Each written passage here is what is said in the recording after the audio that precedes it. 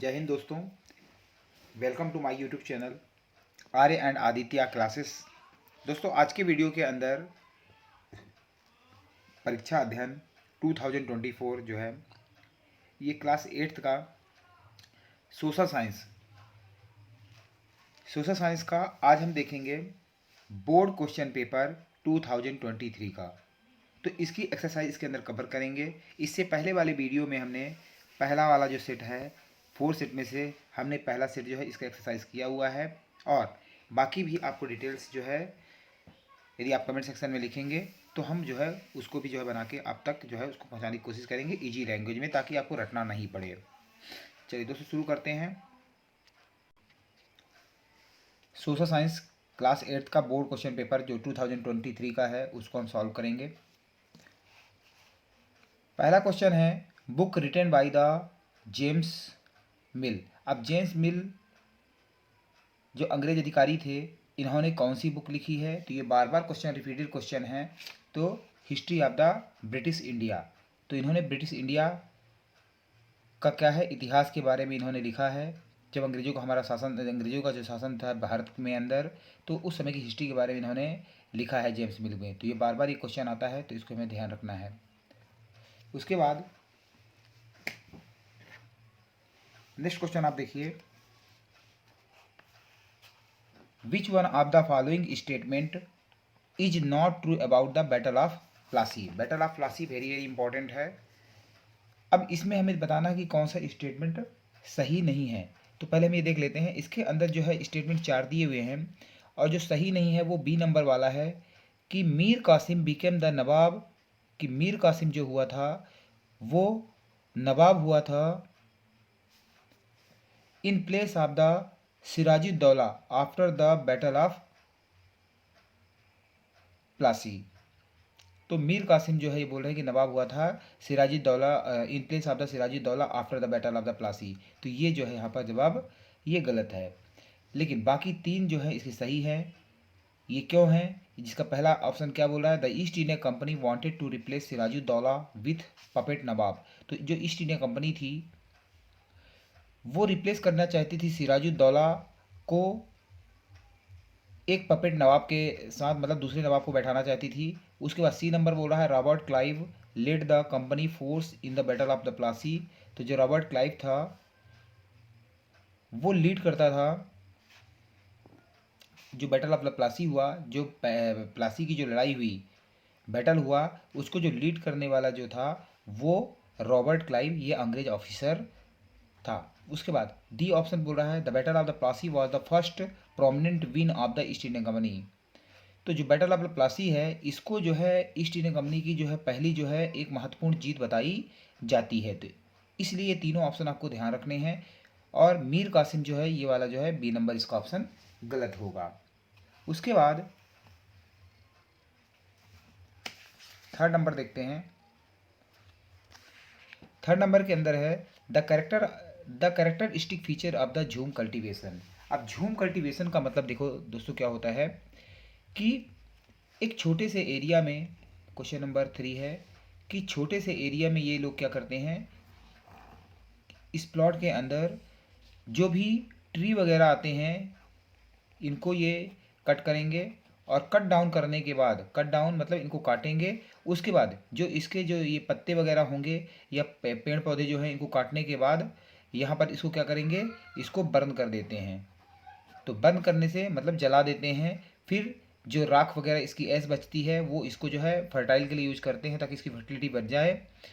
तो इस तरह की जो खेती की जाती है उसे हम झूम फार्मिंग कहते हैं या झूम कल्टीवेशन कहते हैं। तो इसलिए इसका option number D, to cultivate on a plot made through the cutting down and the burning of the tree. उसके बाद क्वेश्चन नंबर जो 4 है उसको देखते हैं। Question number 4, the freedom struggle of the 1857। जो 1857 का जो स्ट्रगल हुआ था वो कब शुरू हुआ था, वो उसके हमें जो है मंथ याद रखना है, वो मई 1857।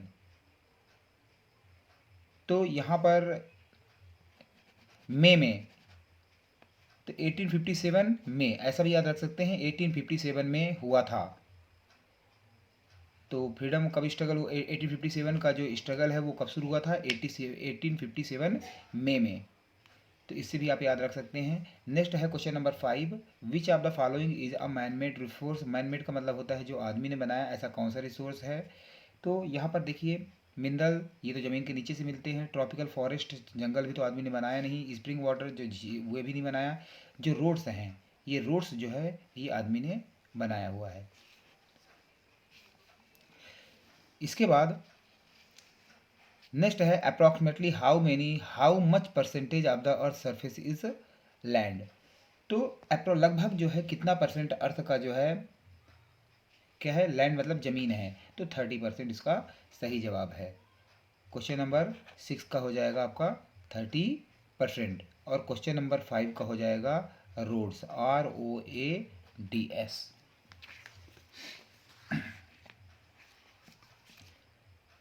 नेक्स्ट क्वेश्चन देखते हैं। The dense populated area.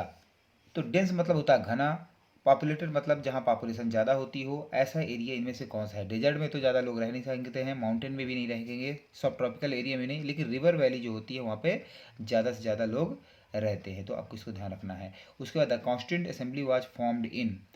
Constituent assembly मतलब होता है, क्वेश्चन नंबर 8 का कॉन्स्टिट्यूंट असेंबली मतलब होता है हमारा जो संविधान है, भारतीय संविधान है, उसके लिए एक असेंबली जो है बनाई गई, एक सभा जो है बनाई गई, ताकि उसके अंदर जो है कानून वगैरह बनाए जा सकें। तो उस कॉन्स्टिट्यूंट को जो है कब फॉर्म हुआ सबसे पहले, तो दिसंबर 1946। तो आप ऐसा भी याद रखते हैं सकते हैं कि 4 से, जब असेंबली कोई भी सभा करने के लिए कॉन्स्टिट्यूंट में कम से कम 4 से 6 लोग चाहिए, तो 4 से 6 लोग चाहिए, तभी वो जो है कॉन्स्टिट्यूंट असेंबली जो है फॉर्म होगी।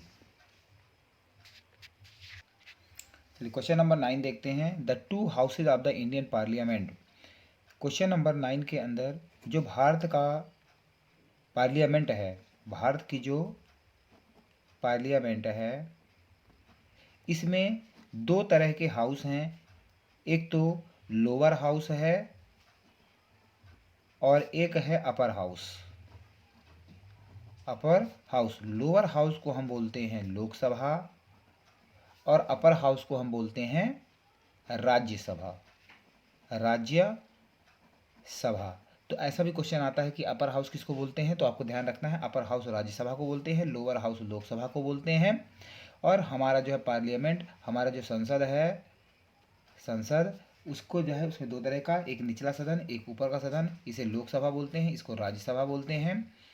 तो अब इसमें दो तरह के हाउसेज, तो कैसे याद रखेंगे, तो एक तो लोगों की सभा होती है और एक जो है राजा की सभा होती है। तो ऐसा करके याद कर लीजिए आप कि लोगों की सभा और राजा की जो सभा है, तभी मिलके एक जो है पार्लियामेंट बनेगी। तो इस तरह से हम याद कर सकते हैं, सिर्फ ये याद करने का एक तरीका मैं बता रहा हूँ। उसके बाद क्वेश्चन नंबर 10 देखिए। क्वेश्चन नंबर 10 के अंदर which article of the constitution state that has no, ऐसा कौन सा आर्टिकल है ऑफ द कॉन्स्टिट्यूशन, संविधान का, state that no citizen of the India, जिसमें भारत का कोई भी नागरिक शैल बी डिस्क्रिमिनेटेड, मतलब भेदभाव, डिस्क्रिमिनेशन मतलब भेदभाव नहीं किया जा सकता है, on the basis of the religion, religion मतलब धर्म के आधार पर, रेस कलर के आधार पर, कास्ट के आधार पर, सेक्स के आधार पर और जन्म के उसके स्थान के आधार पर उससे भेदभाव नहीं किया जा सकता है। तो हमारे संविधान के अंदर जो आर्टिकल जो 15 है, ये जो नियम बनाया गया है आर्टिकल 15, इसके अंदर हम किसी से जो है, किसी को हम रिलीजन और उसके जो है रेस, उसके कलर को लेके, ये काला है गोरा है या हिंदू है मुस्लिम है ऐसा करके, और ये किस कास्ट से रिलेटेड है, कास्ट की बात हम उसको नहीं कर सकते हैं, या मेल है फीमेल है, उसके बाद वो उसका जन्म किस प्लेस में हुआ है, तो प्लेस ऑफ बर्थ। तो इन चीज़ों को लेकर हम किसी को डिस्क्रिमिनेट, मतलब ऐसा हम नहीं बोल सकते हैं कि तुम ऐसे गंदे प्लेस में जन्मे हुए हो, ऐसा तुम्हारा धर्म है, ऐसा रेस है, ऐसे इस तरह से हो, तो इस तरह की बातें करना जो है कानून के हिसाब से जो है गलत है। तो ये हमारा जो आर्टिकल 15 है, इसके अनुसार जो है सज़ा का जो है प्रावधान रखा गया है। तो आपको आर्टिकल 15 ध्यान रखना है। तो आई होप आपको ये समझ में आ गया होगा। तो यदि आपको ये अच्छा लगा है तो मेरे चैनल को जो है अपने लाइक और सब्सक्राइब करना है, और दोस्तों को जो है आपको जो है इसको शेयर करना है, ताकि मुझे ये मोटिवेशन प्राप्त हो। और आपको जो है कमेंट सेक्शन में ज़रूर लिखना है कि आपको कैसा वीडियो लगा, ताकि मैं बाकी भी जो है आपके लिए और अच्छे वीडियोस जो है इजी वे में, ताकि आपको समझ में आ जाए, यहीं का यहीं समझ में आ जाए। एक से दो बार आप वीडियो देखिए और आपको इजी वे में जो है समझ में आ जाएगा। चलिए, थैंक यू वेरी मच। जय हिंद दोस्तों। बाय।